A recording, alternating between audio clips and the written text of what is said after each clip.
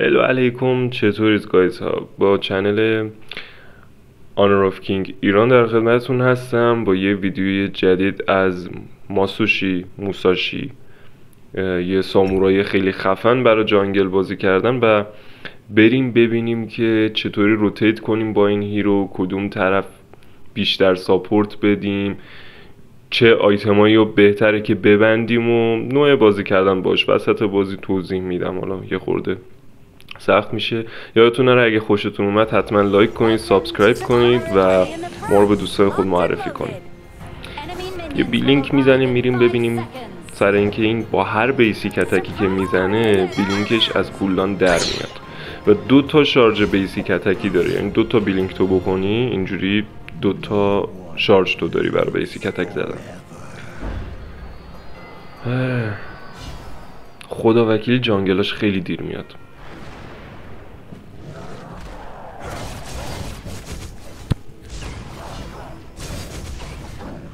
بعد برای توضیح مثلا که بخوام بدم، امیدوارم صدای تپ کردنم خیلی توی ویدیو نیفته، چون اوی مرسی اوی یا علی، امیدوارم دیگه پی نخوره وسط ویدیو گرفتم. حالا یا یه لحظه ترسیدم. خب ببین اینجوریه که من معمولا سمتیو میرم شروع میکنم، چون ماسوشی چیز نداره، مانا نداره. سمتیو میرم فارم میکنم که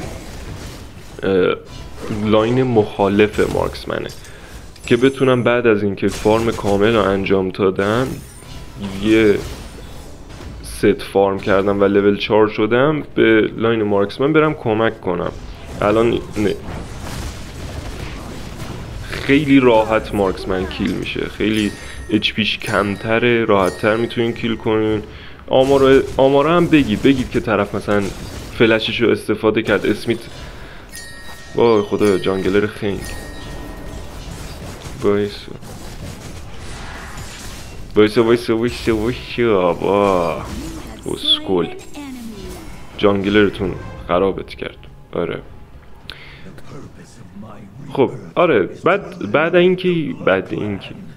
از اینکه یه لاین کامل رو فارم کردید، رفتید سمت مارکسمن و کیل گرفتید، یه سر به مید لاین میزنین و دوباره میرید سر فارمتون بدون هیچ وقت تلف کردنی. نیاز نیست تو مید لاین وایسید، چون میج از پس خودش برمیاد. آخر بازی هم کار آنچنانی نمیتونه براتون انجام بده. دوباره من میام با قرمزمو میزنم، میرم کلیپ های دیگر رو میزنم، با فاویو میزنم و همینو مستقیم دوباره میرید به لاین مارکسمن. اگه گنگتون نکردن داخل جانگل، چون پیش میاد بعضی وقتا وقتی میبینن جانگلر خیلی اذیت میکنه گنگ میکنن. من اون لحظه تانکمون رو دیدم، یه لحظه ترسیدم به خاطر همین موضوع بود که احساس کردم الانه که گنگ شم. ولی خب خدا رو شکر نه، مثل این که انمی خورده چیز شله، حالا هرچی که هست دوباره میریم ببینیم میتونیم کاری کنیم. تو فایتن وایسا ای جونم مارکسمن، بمیرم من برا دلت. وایسا مرسی تانک، مرسی، نمیرسم دیگه، خداحافظ، دمت گرم تانک، باهات حال کردم. این تانک رو دوست داشتم.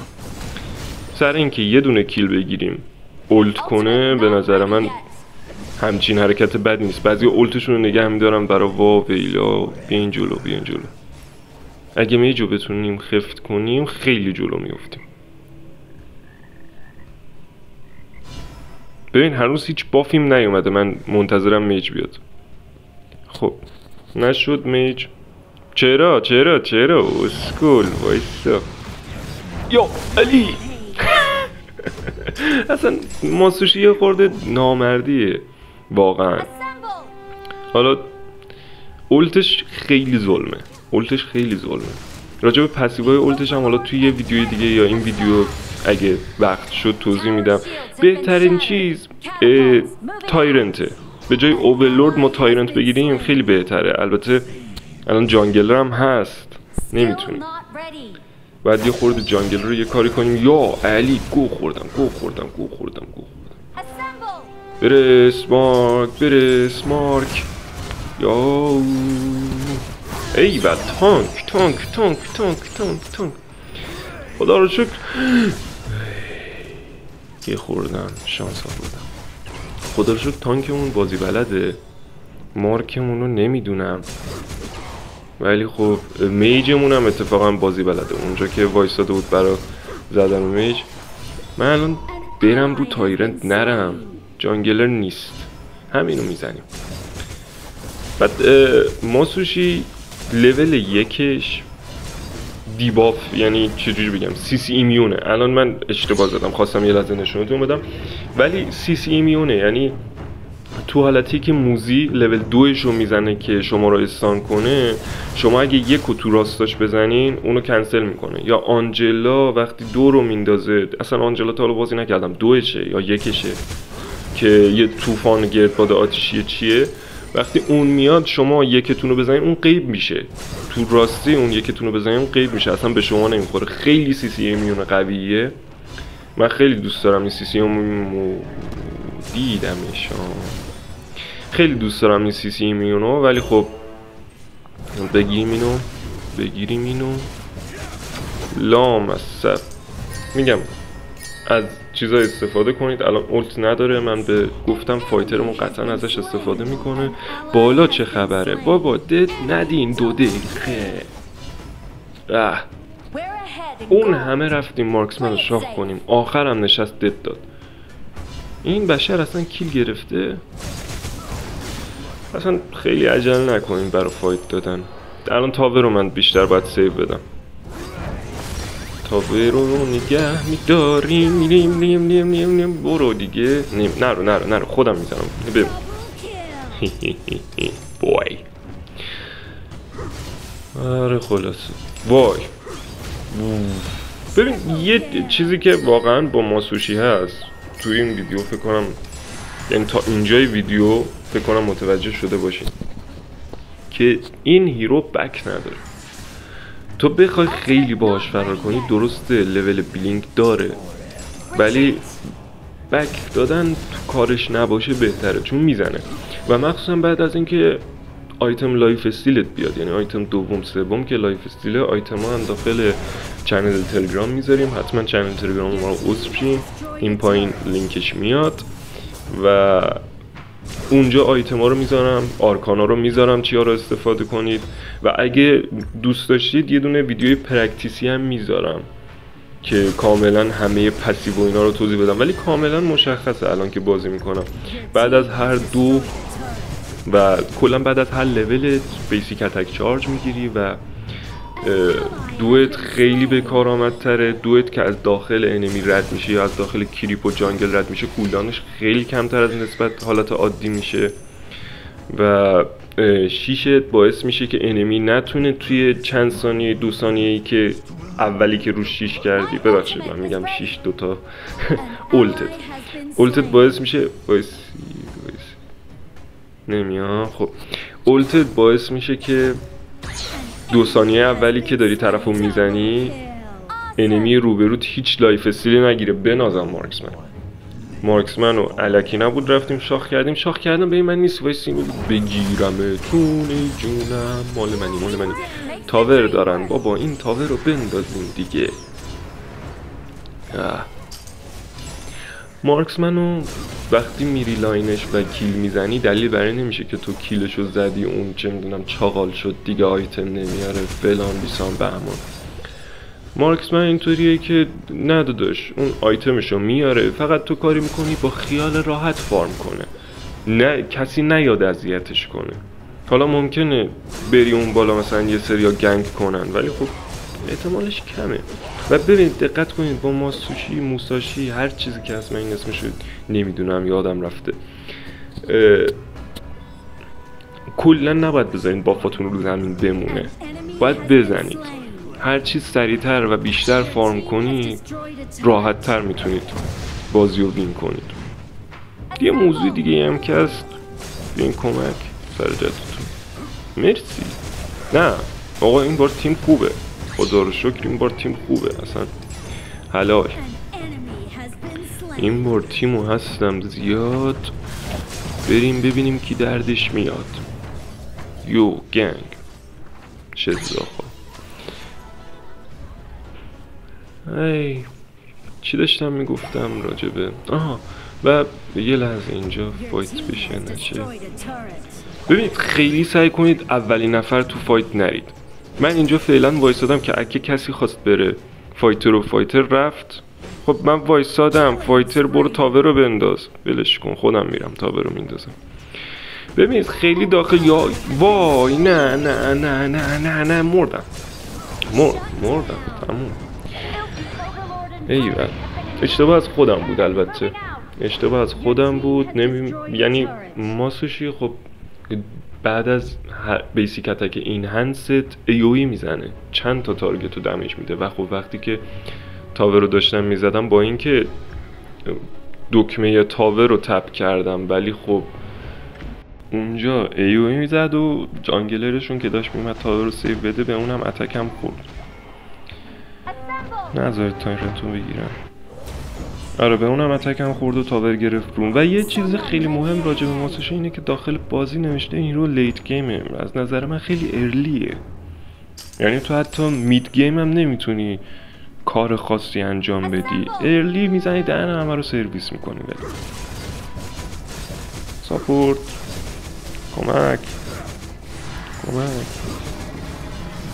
این بود سی ایمیونش، با اینکه تایرنت پرید روم ولی من ایربورن نشدم به خاطر اینکه همون لحظه‌ای که داشت میومد زمین یکو تپ کردم، لول 1 همو زدم.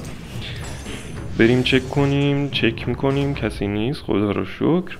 و یه موضوع دیگه راجع به ماسوشه این که میگم برید مارکسمنو، چون داخل واقعا بازی آنر آف کینگ مارکسمن خیلی یکی از نکات مهمیه که باید برید کمکش کنی، ساپورتش کنی. ببخشید من وسط بازی و حواسم پرت میشه، شاید چرت و پرت بگم. الان بالا فایت بود، من سعی کردم جانگلر رو بگیرم اونجا نره. تو رو که میزنیم دیگه اسکو، چون میج گرفت جانگلر هم داشت میرفت. بهترین کار این بود که خودم که نمیرسیدم جانگلر رو بگیرم که به اونا نرسه حتی اگه خودم مردم، چون تیم ما الان جلوه، قطعا دمیجشون میچربه به تیم اونا. و اینم داشتم میگفتم که مارکسمن رو شاخ میکنی به خاطر اینکه خب ارلی تو قوی، لیت گیم مارکسمن، لیتتون رو میذاری مارکسمن جمع کنه. حالا این مارکسمن یه خورده بکنم نرو دیگه، تا خودمم اشتباه کردم. مرسی تانکمون پلیر باشه، داداشم تانک. واه روم خوب داشتن توی بازی موبا واقعا نعمت محسوب میشه. نزن جانگلای منو با فابیمم زیر پاته، نزن.